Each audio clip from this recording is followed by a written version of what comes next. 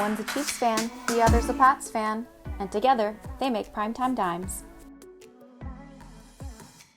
What's up, my fellow football fanatics? Welcome back to episode 21 of Primetime Dimes, your weekly source for navigating the NFL and CFB seasons in a world full of overreactions.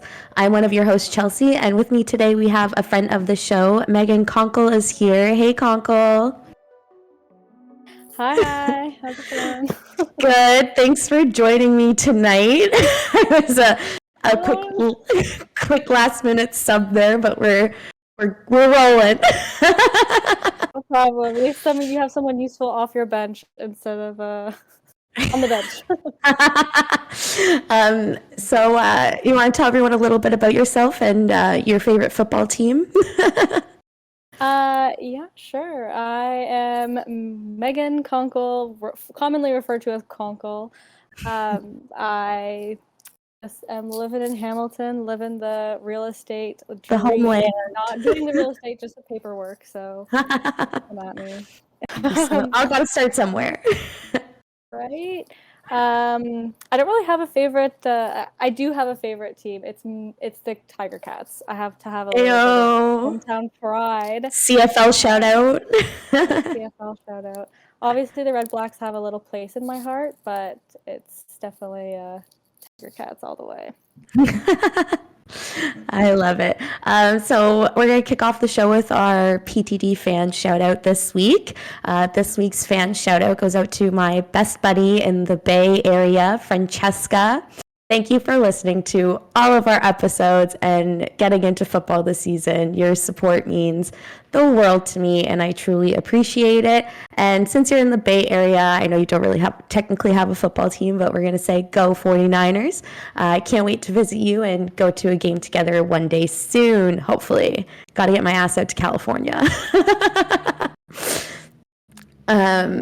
But yeah, because we don't have Milton with us this week, we will skip our NFL trivia question. But we'll go right into the Week 4 NFL games. We'll start with the Thursday night game. We had the Jags versus the Bengals. This was Burrow versus Lawrence, last met in 2019 at the National Championship, where Joe Burrow and the LSU Tigers defeated Trevor Lawrence and the Clemson Tigers. So this game was super fun. It came down to a field goal. Joe Burrow came out on top with the 24-21 victory over Trevor Lawrence and the Jaguars. The game aside, the coach Urban Meyer, I want to talk about him for a minute. Did you see the video that came out of him after the game, kind of like dancing at the bar? I'm sorry, what? Yeah, there was this video of, like, this girl grinding up on him at the bar. Looks like he's doing some nasty things. Yeah, and it's circled all over the internet. And he has since come out with, like, a public apology. A lot of people are kind of speculating that this is part of his plan to leave coaching the NFL and go back to coaching college football. There is a current opening for a head coach. I believe it's USC. They have been, like, scouting. So they scouted Urban Meyer. They scouted Eric Bieniemy from the Chiefs as well. So, like, there's talk that he's kind of, like, you know, making a bad rep for himself, so it's easier to leave. Any thoughts on that? I'm not sure about him leaving, but if I were one of the team players, I would use this week to do some shenanigans, because this is the week to get in trouble. This is the week to get away with anything. Right? That's true. It's just like, well, it couldn't be as bad as what the coach did. So, but yeah, it was. He's not fired to go to college football, because, you know, be like, he wasn't fired. Yeah, he's been complaining that, like, playing in the NFL is like playing Alabama every week, and I'm like, but that's what it is. It's like you're playing schools as good as Alabama every week in the NFL. Even if they're shitty, they're probably just as good as Alabama. Right. So, like, it's like that's the expectation, the bare minimum. Yeah, the minimum standard for, like, playing in the NFL is, like, Alabama type competition. So I don't know. I think he's a little frustrated. I think it's really funny. that like this is all coming out. Instead, he'd rather play literal Alabama. Yeah, it makes sense. He'd rather actually play Nick Saban and the Alabama Crimson Tide, but okay. But yeah, we'll move into the Sunday games. A big one here, Cardinals versus Rams. Cardinals are still undefeated at 4-0. It's the first time since 2012. That's 9 years it's been since they've gone 4-0 in a season. I know, it's impressive. The quarterback, Kyler Murray, completed 24 to 32 passes for 268 yards and 2 touchdowns. They won the game 37-20. I think this puts Kyler Murray as the front runner for MVP. My fantasy league says otherwise, but hey, you're still in first, so you can stop complaining right now. I'm going to keep on complaining, especially about Kyler Murray. Listen, he's been doing so well all season, but I'm not sure how our fantasy is scoring these points because he did not do well. He can be an MVP in real life, but not in my fantasy team. Okay, it's a hot take from Konkle right there. But yeah, with that loss, the Rams are no longer undefeated. But yeah, that was a really exciting game. I'm really enjoying watching the Cardinals this year. I was really excited for them in the off season, so I love that they're just like absolutely popping off right now, and I hope that just continues. And then we had the Bears versus the Lions. The Bears won. They won. They had Justin Fields start as Dalton's still out with an injury, and they won 24-14.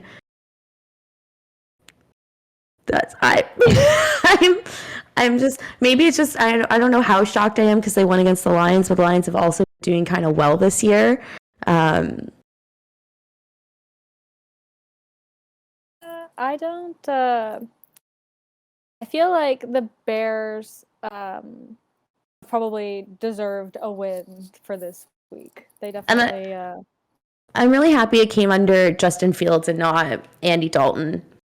I hope that puts like a little more under his point column for like making him the starting quarterback, but you make someone a promise in the offseason, you can't really break it. And then more surprising wins. You had the Jets and the Giants win in the same week. That hasn't happened for a long time. Zach Wilson and the Jets got their first win of the season, beating the Titans 27-24. And the Giants won their game against the Saints. With a final score of 27-21. So I think those are both kind of shocking wins. I definitely wouldn't have picked these two teams. Definitely on the same wavelengths with 27-27. Someone is in the back room going, yes. Oh my God, I just noticed. That is, you're right. Oh my God, I didn't even notice that they both scored the same amount of points. That's crazy. But yeah, definitely wouldn't have picked the Jets or the Giants to win this week. So there's probably a lot of upset bettors in some pick'em leagues there for those teams. Let's talk about the Bills.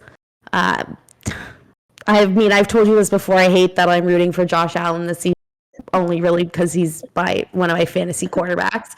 But they pulled off their second shutout. Their second shutout of the season, beating the Texans 40-0. Josh Allen had 248 yards for 2 touchdowns, only 1 interception. They're looking good. I had Josh Allen for my team last year on my fantasy team. Mm-hmm. And I remember when I chose him, everyone was like, don't choose him. He sucks. Like, he's not going to be doing well. And he did well all season last year. And I knew he would do well this year. Yes. And then you scooped him right up in that waiver because you were ahead of me on the snake. But speaking of snakes.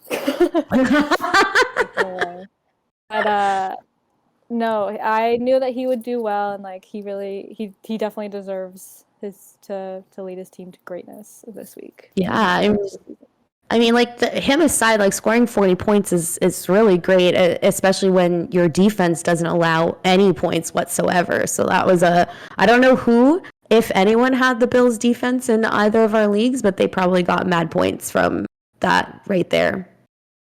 For sure. If it's not, then commish. You gotta. But yeah, this is making me nervous because I'm pretty sure the Chiefs play the Bills next week, and they are looking like a very strong playoff contender, very strong Super Bowl position, and I am nervous, very nervous. Oh. But then we had the Chiefs versus the Eagles game, which was a very fun game to watch, and really happy that the Chiefs won. Considering almost all of my exes are Eagles fans, this was great. It was a personal win and a team win. Exactly, and like I also had like Travis Kelce and Patrick Mahomes on. I have one of them on each of my teams, so it'd be nice if I had both of them on one team, but. So it was a good week overall, even though both my fantasy teams still lost. It was nice to get the points. So yeah, the Chiefs won 42-30. Mahomes threw 5 touchdowns, including 3 to Hill. He got a nice little touchdown hat trick there. And we also got to see Andy Reid not only return to Philadelphia, where he used to coach, but he earned his 100th career win with the Chiefs. He is the first coach in NFL history to win 100 games with 2 different franchises. With the Eagles, when he was there, he had 140 victories with that franchise. So one of the best in the game. Incredible. Just absolutely incredible. This is why I personally love Emma's team name in one of our leagues. There's Read for Speed. Love it. It's like the icing on the cake of this, like, really, I hope it shapes up to be a good season for him. I mean, already getting your 100th win in this season might be the icing on the cake enough. But the 2-time AFC defending champions are now 2-2. We finally snapped our 2-game losing streak, and we entered our first losing record last week for the first time since we were 4-5 in 2015. I remember that season. I hated that season. So I hope I don't also hate this season. And then I know you're a little butthurt about how well Jalen Hurts did in this game despite their loss, as he threw for a career high of 387 yards and 2 touchdowns. Listen, if he wasn't sitting on my bench, it would have been a great week.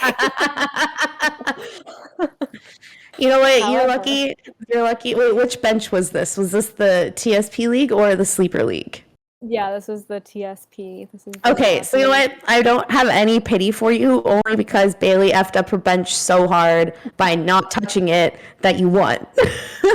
Yeah, I would have won anyways. Her bench didn't even have enough points. Just to rub that in there, but it's nice to have the points because at the end, that's what matters. Yeah, but any tie, I think for both the leagues, I set the tiebreaker as the most points. So yeah, racking up points is still pretty important. So it is still stuff to have points on your bench when you know that's going to help you down the road. Especially 50 of them. That's rough, buddy. But yeah, then we also had Sunday Packers versus Steelers. The Packers move up to 3-1 with their win over the Steelers with a final score of 27-17. Personally, I think this might be Big Ben's last year with the Steelers. He's looking pretty stiff out there. I don't know if you've seen him play at all or any of the memes that come out, but there's like a meme the other day that came out and it said he's like as mobile as a tree and he took like 2 steps and fell over and nobody was near him. Honestly, I am on somehow football TikTok, but this is not that I'm going to have to go search for it because the memes are legendary. They're definitely worth it. I loved all the ones that came out this week of Juju and he was like smashing the iPad on the ground. It's like I could have been making TikToks with Jackson Mahomes and catching passes from Patrick Mahomes, but no, you decided to stay with the Steelers. But yeah, I think. Sorry, what were you gonna say? I was gonna say you have to give him a little bit of props because he had his week. He was struggling, but like he did have a pretty big game this week. So yeah, that's fair. I won't be too hard on Juju. The internet's hard on him as it is. But yeah, I think Aaron Rodgers is looking up from that week 1 loss, and I think they're trying to put that behind them, and it shows now that they're on a 3-game winning streak. But we'll move on to the Broncos versus the Ravens. Another team that is no longer undefeated. The Broncos dropped to 3-1 after losing to the Ravens with a final score of 23-7. However, the Ravens did keep their rushing streak alive. The Ravens could have taken a knee in victory formation, and they opted for a Lamar Jackson 5-yard run and NFL history. This is their 43rd consecutive game with a 100-yard rushing, tying the 1974-77 Pittsburgh Steelers for an NFL record. So they've tied it there. If they get one more game plus 100 rushing yards, they will hold that. So crazy that record is almost 40 years old. Yeah, it's very. It's crazy that Drew Brees broke the record for passing yards last year, and already we have someone who's broken it again. But this record hasn't been beaten in 40 plus years. I think that it's a true testament to athletic excellence that's happening and just improving, but also that the athletic excellence that was happening back in the 70s and 60s. Yeah, it's pretty under-recognized nowadays because there's so much dedication to the sport that they just couldn't do back then, that now absolutely they're able to break these records that were 40 years old. And the last team, the team that built that record last time, they were top of their game for 40 years. This is the Iron Curtain, the Steel Curtain. I can't remember what they used to call it. But the Steelers were on top of the game for a very long. So it's impressive that someone's finally beaten that record of them. But yeah, they were. There's going to die. Pardon? But I'm so sorry that I'm in the dark right now. My computer is going to die. That's okay. Minor technical difficulties, not like we deal with those every single week. But yeah, I'll wrap up talking about this game while you get your charger plugged in. So Denver punted in this game 10 times, was 3 for 14 on third downs. Drew Lock is definitely going to have a lot of cleaning up to do if he's going to be considered their starter for week 5 against Pittsburgh. Because I believe he went in because Teddy Bridgewater was injured. So if Teddy Bridgewater is back and they're trying to decide, I don't know that Drew Lock gets the starter position next week, but that's going to be a tight race. You all set to go? Yeah. Okay. I'm good to go. All right. And then we'll wrap up another Sunday game I wanted to talk about was the Seahawks and 49ers, mostly just because we got to see Trey Lance go in for Jimmy G after he had a calf injury. This game was not a good game for my fantasy team personally because my kicker got injured in pregame and didn't play, and I didn't even have the time to find a new kicker and switch it. So that just kind of really, I was probably going to lose the week anyways with him, but without him, it just, again, points, right? At the end of the day, it's the points that you want. So that kind of sucked, but.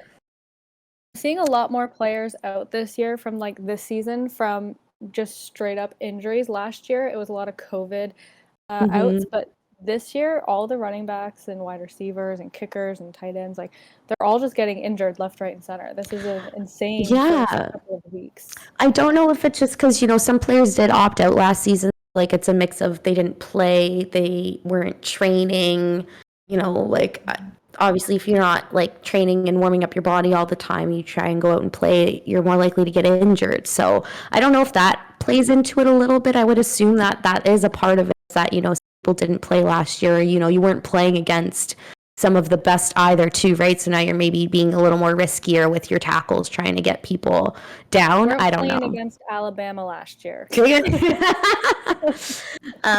yeah, Seahawks 49ers got Jimmy G finished with 165 yards with 1 touchdown and 1 interception before he went to the sidelines with an injury, and then Trey Lance put up 157 yards and 2 touchdowns while he was out there for Jimmy G. The Seahawks did, however, walk away with the win, and the final score was 28-21. A lot of in the 20s, close 20 games this week. But probably the highly most anticipated game, I want to say, of the season. Personally found it a little bit overhyped by the media. Giselle's husband returns to Gillette Stadium. Tom Brady comes back to face the Patriots. He finally beats them, he has now beaten every team in the NFL. Now that he was finally off the Patriots. I mean, when you win a championship, isn't that technically beating all the teams in the NFL? Yes, but he's won against every team except his own because he was on it, and now that he's finally off it, he's like himself has beaten every franchise, which I think is a pretty cool record to have. But hey, he got a really, I don't know whether I want to say like warm or good welcome, because it was a lot of noise. So I feel like it was just like a very mixed reaction of like people cheering for him because, you know, he like carried the Patriots franchise for a very long time. So I don't know if it was like a mix of that, and also like, you know, the Patriots obviously want to win against him and prove that like we're good without you, even when we play against you. Brady, if you're listening to this, if you cannot hear the audible boos, it's cheering. That should be just the way it is. But yeah, between the mixed emotions for the crowd, and then like there was this little introduction video, Adele's "Hello" over it. It was very dramatic. Don't know how I felt about it. I thought it was, you know, as like a third-party bystander, non-participant, I thought it was clever. A little too over the top maybe for like, you know, a week 4 game. I know it was like Sunday night football. I feel like it's the exact amount of drama that they were. Am I the drama? I don't think I'm the drama. It's like that was Tom Brady entering Gillette Stadium. Am I the villain? That's him winning this year on a different team. Yeah, exactly. But yeah, so we got to see Tom Brady break the all-time career passing record during the game. I don't think there's anything more fitting than for him to break that in New England against the team that he left. It was a little more pageantry when Drew Brees won it, especially because he broke the record at a home game. They like stopped the game to like congratulate him. His like sons ran out on the field, and then they had to like quickly resume play. But yeah, he just like they got it and he just kept going, and I was like, that is professionalism at their finest. Yeah, he played there for long enough that it's almost like a home field. So it's almost like a home field win still. Right? But yeah, I don't know if it was because he was in like not home because he's playing for the Bucks that like they didn't really do anything for it, because like it was definitely gonna happen. He was like 20-30 passing yards away from it. I think like it was less than 100 passing away, so like it was definitely gonna happen at some point on Sunday night. But yeah, he threw for 269 yards, but no passing touchdowns were scored in Gillette Stadium by Tom Brady. And even though they won, I feel like that's still a slap in the face for Tom that he didn't get to like pass one for a touchdown in Gillette against the Patriots. Yeah. I don't know. Sorry. Yeah. Is he known for doing passing touchdowns, or is that just like something that you dream for him? No, it's like expected that he would throw a couple touchdowns. I don't know if maybe it was because of the rain. I don't feel like that would have affected him too much. I feel like it might have been the rain though. But yeah, he's definitely he's a throw. Like he does it all. He's great at everything. I hate that you're making me compliment Tom Brady right now. But no, I would expect him to at least throw one touchdown a game, especially on the team that he is on. But yeah, so yeah, I think it was I would give this to the rain for him not actually throwing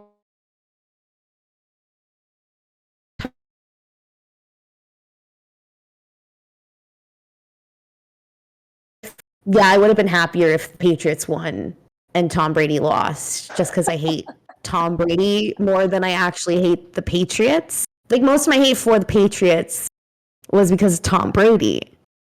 So what's it's like, with this hate? What's with this Tom hate? and so it's like it's almost like Nicolas Cage. Like, you either love him or you hate him, but you hate him because he's good. So it's just like it's almost the same reason I hate Alabama. It's like, they're so good, they always end up at the top every year, always in the playoffs. They're always like usually in the championship game. It's just like you kind of get sick of it. And it gets annoying, especially like when your team loses to them and then you can't.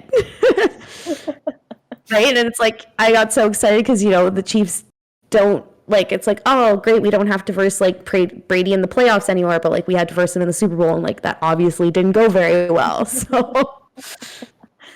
That's fair. Yeah. It's just, he's the root of a lot of my misery.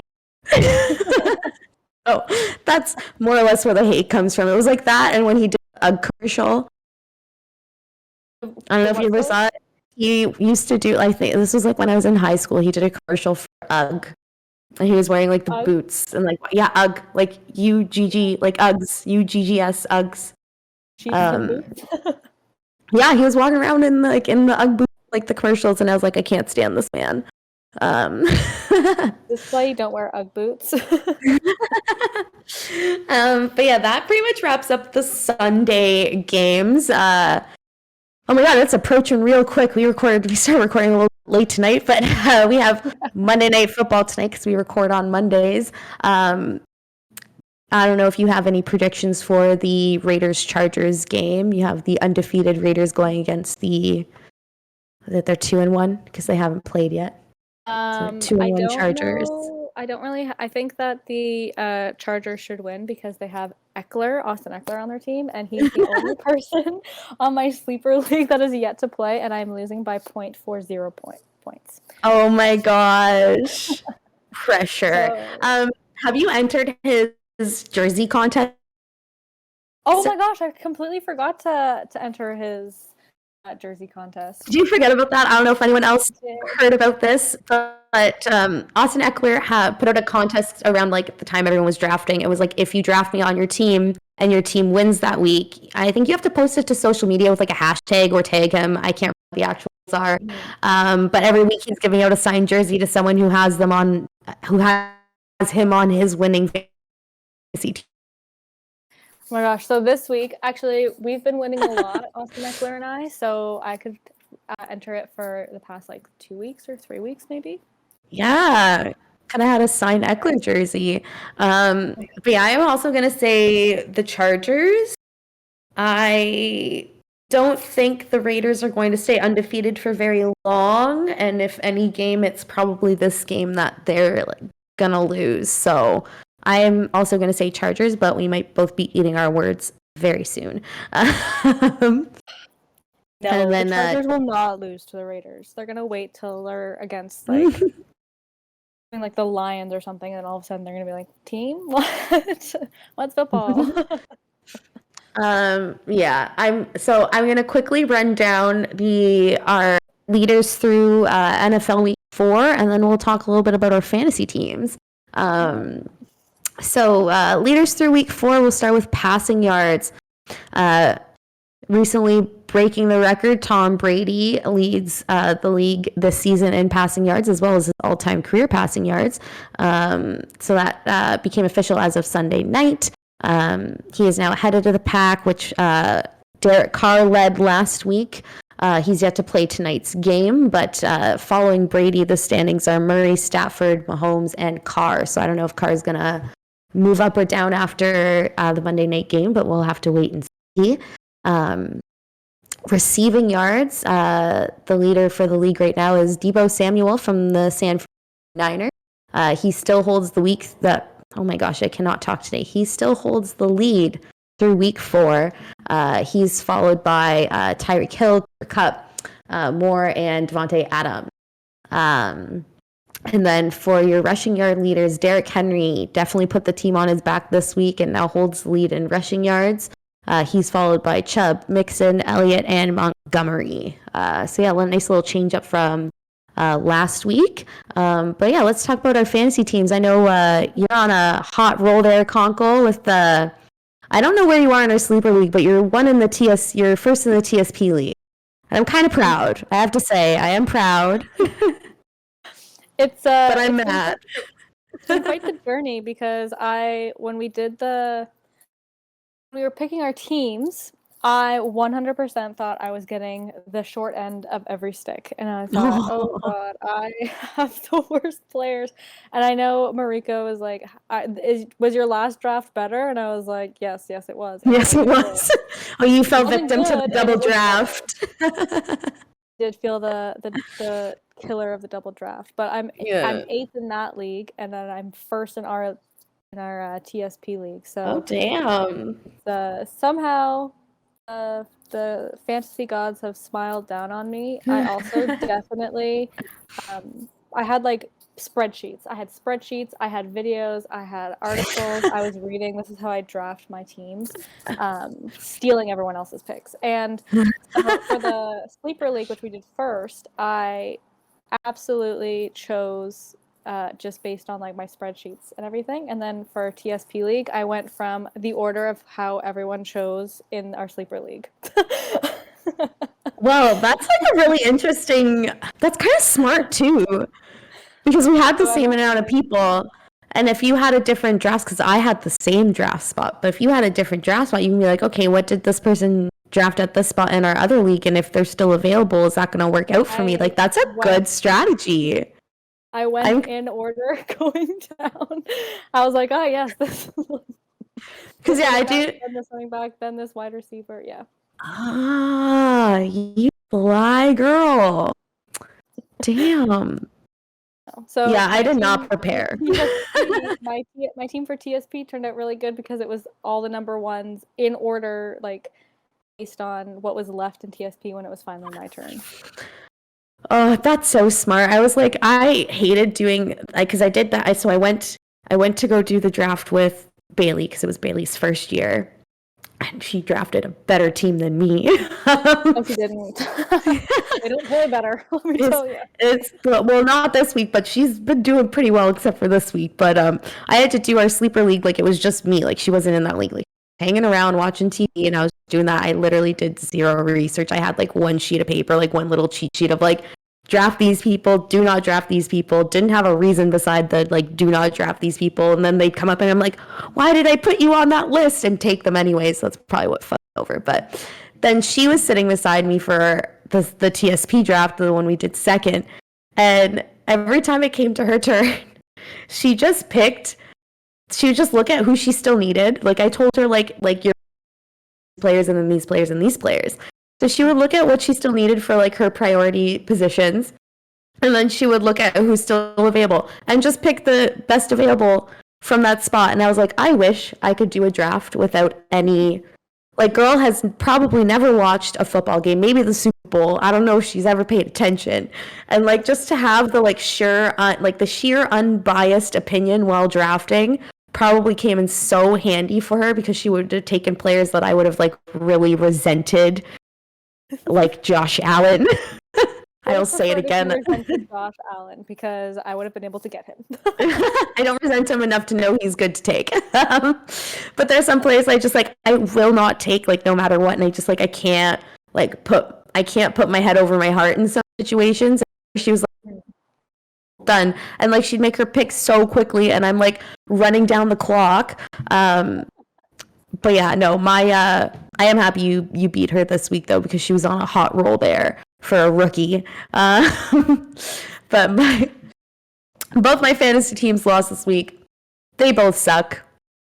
That's my update. I even put like my best possible outcome lineup was like on one of my teams. I can't remember which team, but one of them had like 20 points sitting on the bench, and I was like, I don't know if I still would have won with them in there, but again, points are points. It's just painful to see. And see like the worst part was not being able to switch out my kicker. Like he got injured, and then like as I'm watching the game, I'm like, oh, they scored a touchdown. Like why didn't he get a point for the field goal? And then the announcers say that like he got injured in pregame, and I'm like, that gave me no time. I got no time to switch it out. I thought that was kind of bullshit. What was his injury? What was his injury in the pregame? Dude, I don't even know. I didn't even want to look into it. I was just so disappointed. I was like I had no hope left for my team. Just none. It was if you have a broken foot, you could still kick the ball. I can't remember what his name is, but it's the San Francisco 49ers kicker. I can't remember his name. I just know it's him. But yeah, he was out that week, so him, you. But yeah, their defense, they're my defense. They underperformed by a lot this week. See, that's the thing. Like I had the Bucs defense. I think they got me 20 points, and I still lost the week because that was the same team. I didn't have a kicker. But yeah, that pretty much wraps. That much. No, but sometimes they can. You don't know how many times they're gonna actually kick a ball, and like if it's a farther away field goal, you get way more points. So it all depends. Fun of me. You all made fun of me in the Sleeper League for choosing my kicker so early, but like, Jay Tucker. To be fair, it was the kicker we all wanted. We were mad. We were mad, so we roasted you. Oh, hello, Pippa. Is making herself known. But yeah, that hi, Pippa, my heart. I love her. I can't wait to see her when I'm home, hopefully. Oh my gosh, yes. Hopefully. But that wraps up the NFL chat. I'm going to keep the college football recap very short and sweet here. And I'm just pretty much going to talk about the games that I watched because Spencer was supposed to be on the show, but he does not have the best Wi-Fi at the cottage because he dipped for the cottage last minute. And yeah, so thanks, Spencer. Shout out to you. All right, so yes, at Spencer over on Saturday, we watched a few of the games. We watched the Oregon-Stanford game where Stanford upset previously ranked number 3 Oregon in overtime. I think the funniest thing is like the thing I can really only remember about this game was how many times Stanford got like just shot themselves in the foot with the amount of penalties they were getting. Like they'd get like 3 starts on one drive. Like they'd be like 1st and 10, and then it was like 1st and 20, and then it was like 1st and 25. And are you kidding me? Like you're just, like, and then they still won. Let the rookies off the bench, right? But yeah, so like it was. I couldn't believe not only did go into overtime, but like Stanford won, and the fact that they just kept like shooting themselves in the foot. I just like Oregon definitely lost that game for them. So, but. Another upset. We had Cincinnati, the Bearcats, beat Notre Dame. I fucking hate Notre Dame. I am so happy they lost. They beat them 24-13. This is Cincinnati's first top 10 win on the road ever. I am so happy Cincinnati is getting up there. They were kind of robbed last year in terms of like a better bowl game, and like they did everything right. I'll say I probably said it on the show so many times, but I'm going to say it again to you, Konkle. Last year, Cincinnati was undefeated. They won their conference championship, and they still weren't awarded a top 10 bowl game. Like they did in terms of like ranking standards of like what the people who do the rankings are looking for. Like they did everything right. They checked off every box, and so they were kind of robbed in my personal and professional opinion. We're very robbed. It is a subjective. It is a very subjective poll. So yeah, there are 134 college football teams. So the way they do the playoffs is they rank the top 25 each week, and the top 4 make the playoffs.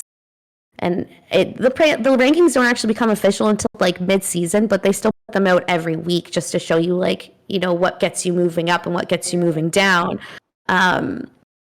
So, like, it is very opinionated. I am not happy with the rankings this week because it's fucking biased. And, like, I was talking to Spencer about this on Saturday, too, because, like, there has been a lot of talk about, like, changing it and getting rid of it, you know, adding more people to the playoffs instead of just 4 teams, have 6, have 8, have 12, whatever it may be. And it was kind of just, like, because there's also so many conferences, without the rankings, like, how do you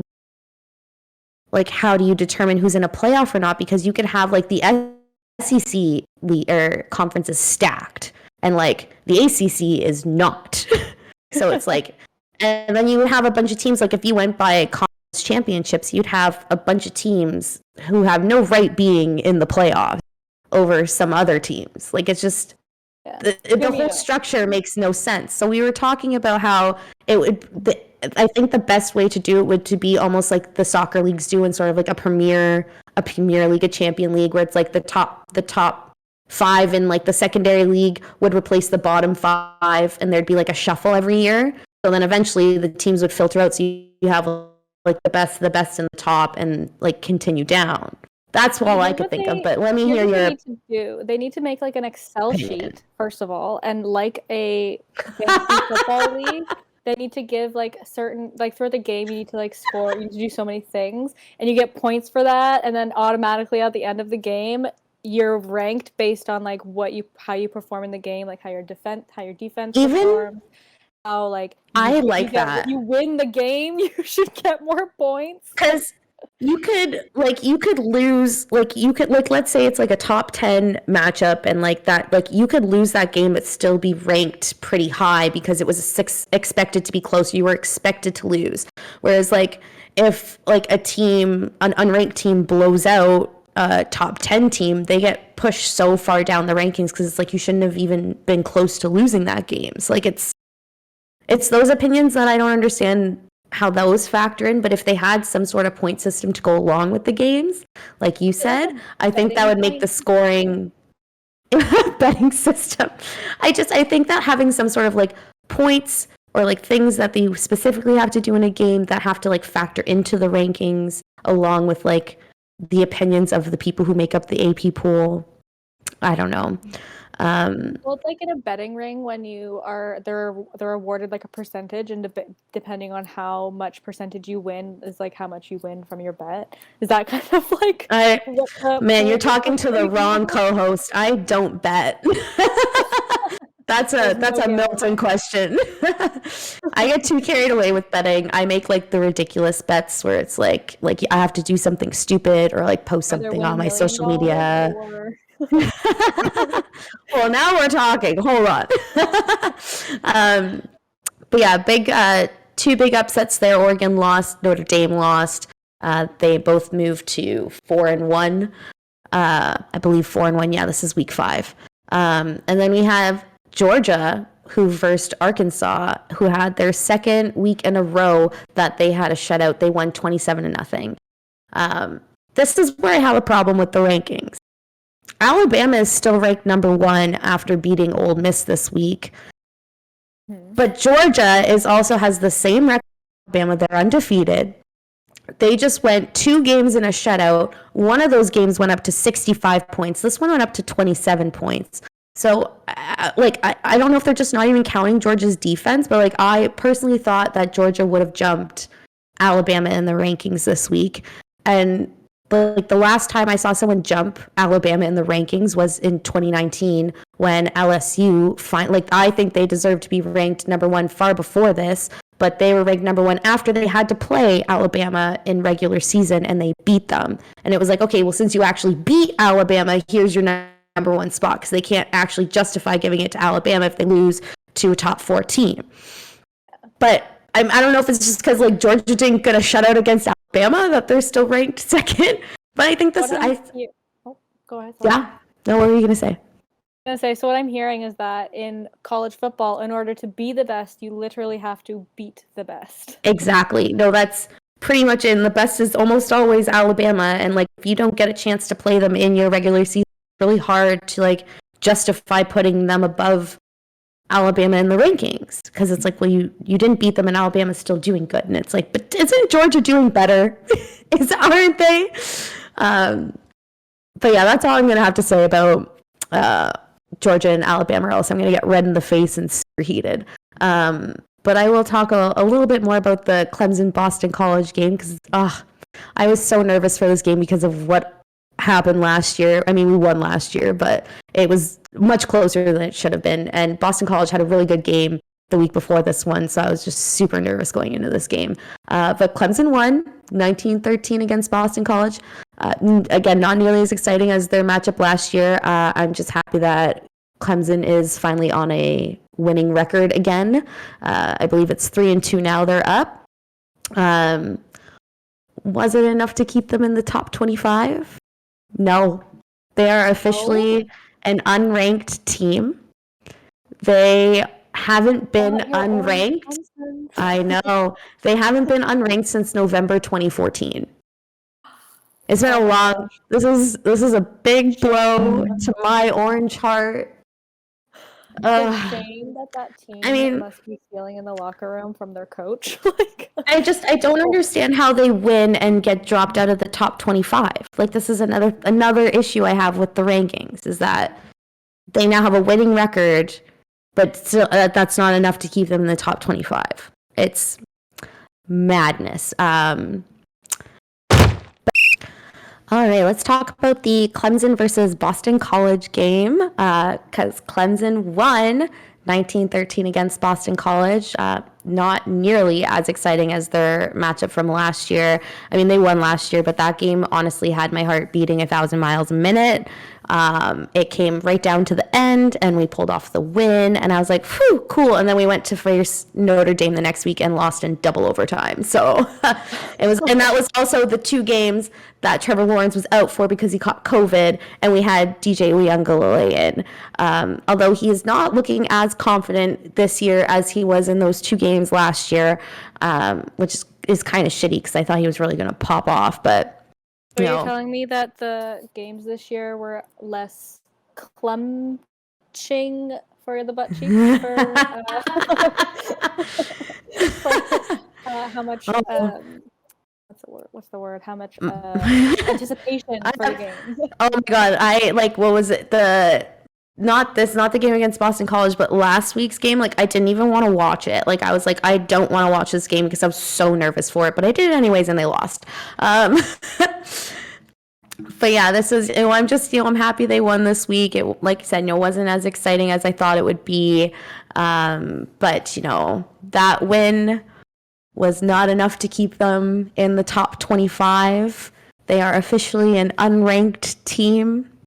Oh no, not the orange. Shot to my orange heart. They have dropped out of the top 25 for the first time since November 2014. I can really use a hug from Pippa right now, so I'm mad that she's on the other side of the screen.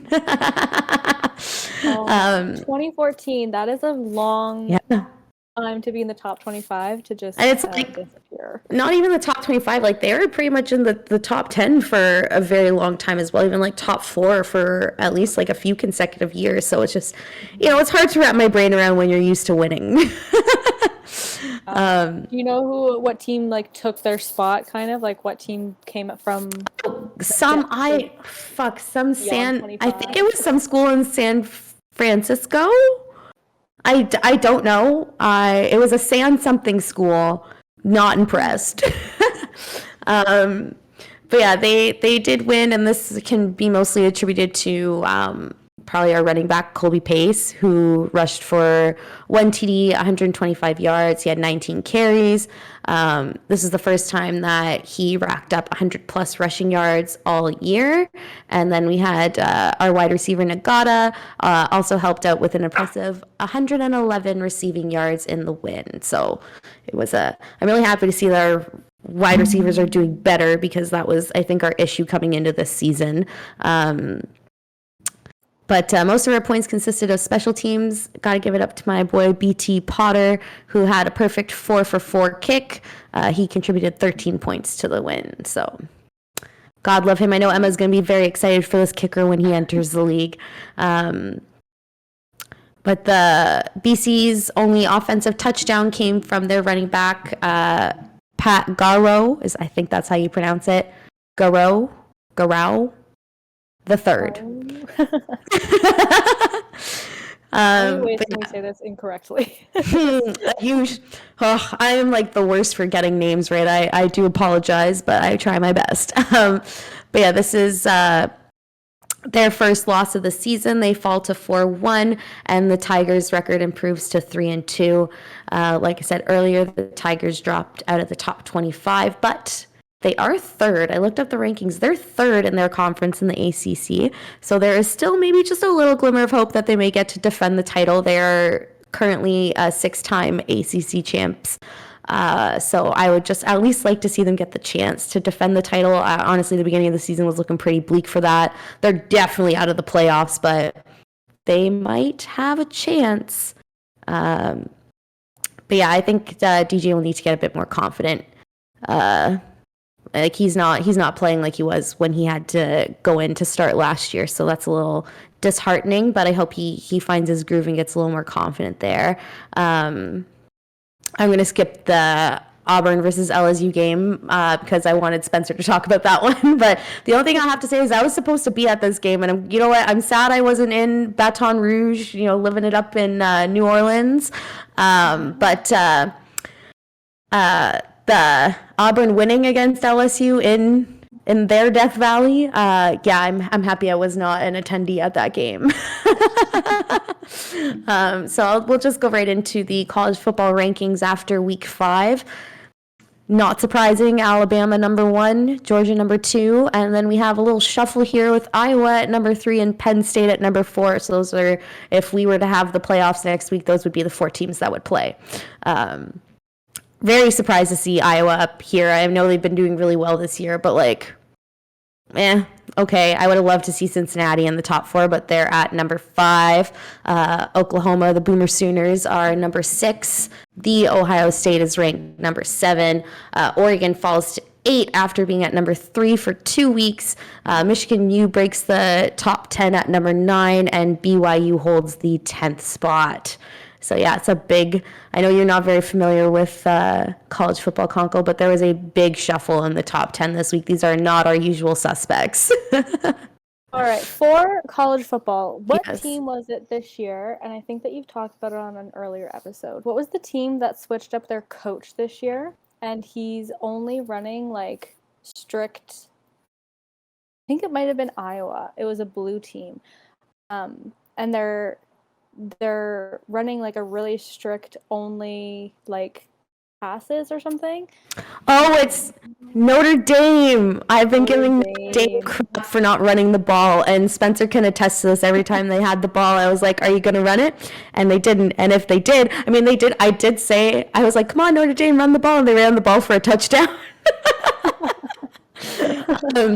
Yeah, I have been giving Notre Dame shit for not running the ball. I don't know if they switched coaches this year. I don't think so. But yeah, they're doing a very pass. If that's the one I'm thinking about, they're the one doing a very pass heavy game. Yeah. At first. But yeah, do you have any college football questions that are burning in your head? Or opinions on the system? I still think I may just have to create a spreadsheet, and we'll have to create a little scorecard, Konkle method. Things that will need to go. It's the same thing as fantasy football. If fantasy football can come up with a scoring card, so can college football. That's so true. Top three in the ACC and out of the top 25 ever. Because the ACC is shit. That's why. There are way better teams in other conferences. Yeah. And also, the conferences aren't distributed well either. Although this may hurt your heart, I can see if Clemson's not having their best year, maybe they don't deserve to be in top 25, especially if there's over 130 teams.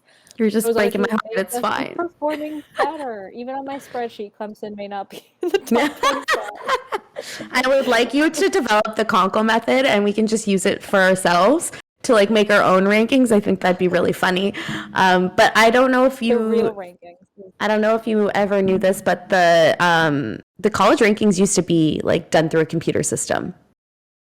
And then it was I can't exactly remember what was the issue with it. I do think there were just certain factors that a computer couldn't put into the equation that humans can. Opinions. So they did eventually they first did it half and half, and eventually just fully switched over to all humans ranking the teams. But yeah, it used to be a computer system that ranked them. So maybe you need to make a push for that to come back. I don't know how you're going to rank teams based on non-facts, but Yes. Oh, yeah. They're it's like picking out of a hat and being like, "Oh yes, the number one team this week." honestly, This one. wouldn't be surprised if that's what some of the people who put in their ranking cards actually do. Is like, oh, I don't know who to pick, so let me just shuffle the hat. 7, 8, 9, 10 is a wild card every single week. You'll never know, and it will never make sense. But powers that be have decided it. Oh my gosh. Right, Ohio, Michigan, and BYU. But that's all we have for this week's episode. Thank you so much for joining me this week, Konkle. It's been a pleasure having you on the show, and I hopefully we'll get to have you back maybe with Milton when she's not swamped with school. Yeah. But yeah, don't forget to like, comment, subscribe, share, rate, and review the show. The show is available on Apple, Spotify, and wherever else you get your podcasts. Sharing our content and supporting the show, truly means a lot to us. So thank you to our listeners and friends who do share our content. And don't forget about our PTD Fan Shout Out contest. To enter, all you have to do is share the newest episode to your Instagram story from wherever you listen to it, and tag us in the story as well, and we'll enter you into a draw for the PTD Fan Shout Out. We record on Monday, so that's the deadline to enter each week. If you have any questions you want us to answer on the show, you can leave a 5-star review on Apple Podcasts and leave a question in the review, and we'll start to go through any cues for the girls we have at the end of our episodes. Our Sunday, mine and Milton's Sunday Pick'ems will be posted on social media for NFL Week 5, so you can keep your eyes peeled for that. And thanks for tuning in, and we'll be back next Wednesday. Bye! Listen in to Primetime Dimes every Wednesday for your latest on football.